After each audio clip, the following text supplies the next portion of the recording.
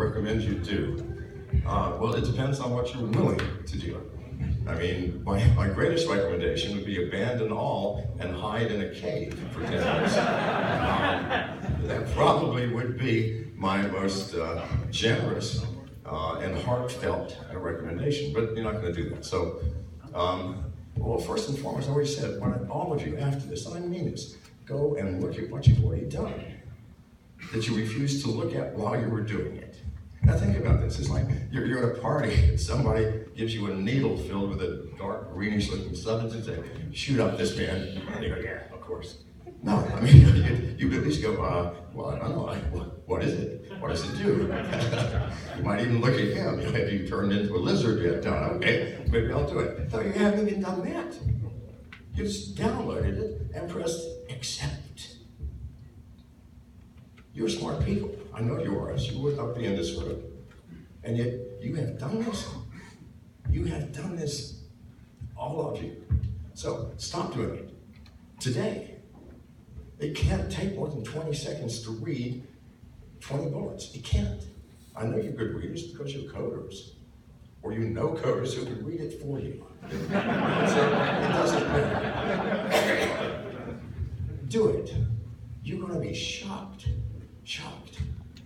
Utterly shocked. A flashlight application, what does it need? It needs to turn on the flash. And read your text messages. And your contacts. And make calls. And you'll see, by the way, in Android, in red, under the thing that they're asking for, it says, this may cost you money. A flashlight app, it's free, but it's going to cost me money. Doing what? Making phone calls to foreign countries. So, yes, read these things.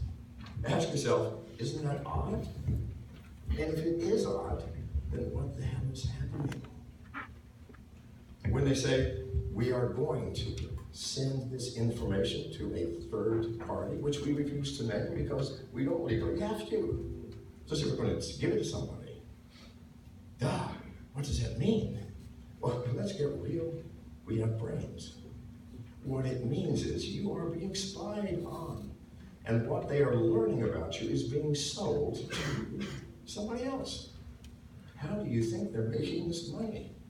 We're going to spend $1 million. I got a board of directors. God, I have an idea, boss. And it's going to cost us a couple $1 million. We're going to build this awesome game application. We're going to do it in Uzbekistan. We're going to make it in English and have it all polished. And inside it, we're going to watch, listen to, monitor. We're going to read emails. We're going to find out their credit card information, their bank accounts. We're going to have every password that they have. And we figured it out. We can make $400 billion by selling all this information if we can just get 100 million people to download it. Well, please look at the stats on Google Play. How many apps have 100 million users? Thousands. How many of those have excessive permissions? All of them. So, do that. That's number one. Number two, be aware. Not just here, but here, that our government truly wants to know everything about you. Because what is it? What is the foundation stone of dictatorship? It isn't power, it's knowledge.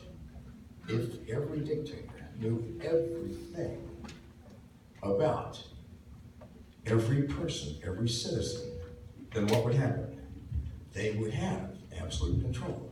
Because I know where you are, what you're doing, what you're thinking, who your friends are, and what you're saying to them, what your likes and dislikes are. I own your ass. I do.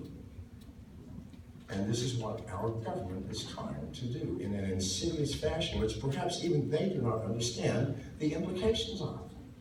There's a bunch of separate people running around, the head of the FBI going, well, I can have twice as many agents if I had twice as much information. So let's see if we can twist Apple's arm, get a master key there. If we do that, we have a court precedent. We'll just walk into the Google's office and say, here, give me a master key for every Android, right? Not thinking that, where is this headed? Where is this leading us? It is leading us into the middle of 1984. George Orwell's prophetic, dark, horrifying novel of the future written in 1945 or 1948, of the world he anticipated some 40 years in the distance. Well, we are nearing that in reality today.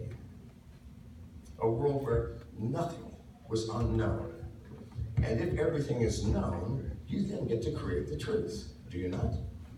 Which is what happened in that novel. The government would change the truth from day to day and wipe out all records of historic truth. Now, in George Orwell's novel, prior to the invention of the computer and the digital age, that required millions of people burning pieces of paper. What does it take today? Click of a mouse. File gone, because that becomes the truth. Not what you're doing, but what the digital data